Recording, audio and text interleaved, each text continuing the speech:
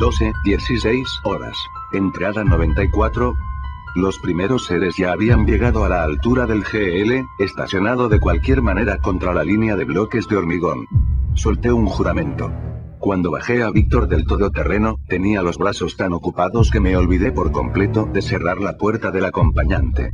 Ahora un par de esos seres, un hombre delgado y alto con la espalda abierta y un chico joven, de no más de 15 años, al que le faltaba el gemelo de la pierna derecha, se habían colado a rastras dentro del vehículo, posiblemente atraídos por los rastros de olor que hubiésemos podido dejar en él. Era cuestión de tiempo que aquella masa rodease por completo nuestro transporte, volviéndolo totalmente inaccesible.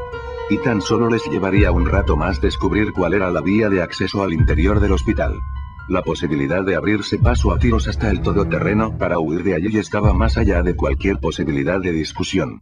Sería un auténtico suicidio. Aún suponiendo que consiguiésemos atinar a la primera todos los disparos que hiciésemos, posibilidad más que dudosa en mi caso, la distancia era demasiado grande como para que Prit y yo pudiésemos mantener la suficiente disciplina de fuego y mantener cubiertos todos los flancos simultáneamente. Simplemente, eran demasiados. Comprendí la sensación de terror puro que debieron sentir en su día los defensores de los puntos seguros cuando se vieron enfrentados a una marea de esos seres, pero de una magnitud mucho mayor. Tratar de acabar con ellos es como pretender evitar que las hormigas suban a tu mantel en un picnic de verano. Puedes matar a docenas de ellas a pisotones, pero continuamente vendrán más. Y más. Son jodidamente imparables. Esos seres son angustiosos. Su número abrumador y el hecho incontestable de que ya están muertos les convierten en un enemigo formidable. No dudan, no duermen, no descansan, no tienen miedo, nada les para. Solo tienen un deseo, hasta donde yo sé, y es el de capturar a todos aquellos que no son como ellos. Noté un peso enorme en el corazón. Traté de tragar saliva pero tenía la boca tan seca como un trozo de esparto. Era incapaz de emitir ningún sonido, de respirar normalmente, de pensar con claridad. En ningún momento hasta entonces había sido tan consciente de mi condición de presa. En ningún momento hasta entonces había sido consciente de lo desesperado de nuestra situación. El mundo ya no es nuestro. Es de ellos.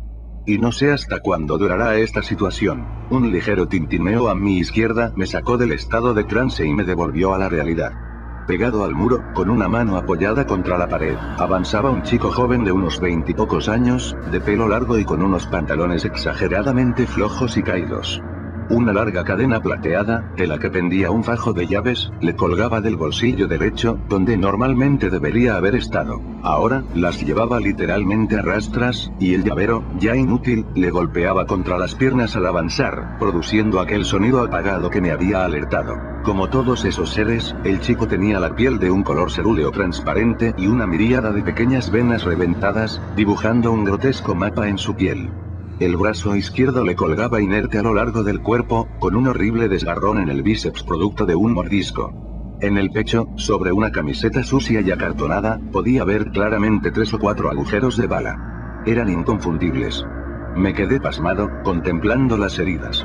Uno de los proyectiles había entrado justo sobre el corazón y las otras balas estaban en la zona baja del estómago. Eran heridas mortales de necesidad. Me sentí mareado. Aquel ser ya se había enfrentado con anterioridad con un superviviente, el cual, evidentemente, se había defendido a tiros. Sin embargo, aquel no muerto aún seguía moviéndose, lo que me llevaba a ser muy pesimista con respecto a la suerte corrida por el autor de los disparos. Y ahora lo tenía acercándose a mí. Me había visto. En vez de llegar por la carretera de acceso al hospital, como la mayoría de aquellos cadáveres ambulantes, él lo había hecho por un lateral del edificio, saliendo de sabe Dios dónde. Mientras la multitud aún estaba arremolinada al otro lado de la línea de sacos de arena, tratando de encontrar un paso, él ya estaba dentro del perímetro, y me había localizado. Un gemido sordo salió de su garganta. ¿Cómo demonios emiten sonido? ¿Tienen aire en los pulmones? ¿Respiran? Al tiempo que aumentaba el ritmo de sus zancadas para precipitarse sobre mí. En esta ocasión, me lo tomé con más calma. Cuando aún estaba a 15 metros de mí, descolgué el arpón de mi hombro y revisé el virote y la goma elástica. A continuación le eché un vistazo a la pistola por si algo salía mal, y seguidamente me apoyé en una papelera rebosante y maloliente para afinar el tiro. Cuando estuvo a tan solo 3 metros de mí, apreté el gatillo. El virote entró justo sobre su labio superior, a poco más de 1 milímetro de su pómulo, mientras la punta salía a través de su occipital. El crujido que produjo el hueso sonó como una rama seca al partirse. El engendro se frenó de golpe. Un borbotón de sangre putrefacta empezó a manar de la herida, mientras el chico vacilaba. Parte del virote quedaba dentro de su ángulo de visión e instintivamente trató de echarle mano. Sin embargo, su coordinación, como la del resto de los no muertos, parecía dejar bastante que desear. Daba manotazos al aire a más de medio metro del extremo del virote, mientras el chorro de sangre, negra y maloliente, era cada vez de mayor calibre. Pronto toda la parte inferior de su cara y el torso estuvieron teñidas de un intenso púrpura oscuro, al tiempo que sus movimientos se hacían cada vez más lentos y erráticos. Finalmente, con un curioso gorgoteo, extendió su brazo sano hacia el frente y se desplomó. Si no hubiese sido una escena tan sumamente escabrosa, me hubiese dado la risa lo estrambótico de la caída. Pero no estaba la situación para coñas.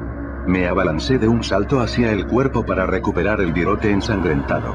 Justo cuando iba a agarrarlo me quedé paralizado por el pánico. Acababa de recordar que tenía un pequeño corte en un dedo, y no llevaba guantes. Contemplé impotente el proyectil que sobresalía como el mástil de una bandera de la parte posterior de la cabeza del chico. Tan cerca, y sin embargo, inalcanzable. Vacilé de nuevo. Tan solo me quedaban 3 saetas en la funda que llevaba adosada a una pierna, así que abandonar aquel virote era una pérdida considerable.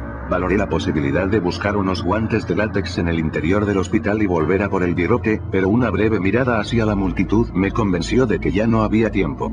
Al menos 30 o 40 no muertos se las habían ingeniado para atravesar la línea defensiva y ahora se dirigían hacia mi figura, que se recortaba con nitidez contra el fondo blanco de la pared del hospital. Tenía que salir de allí a toda leche.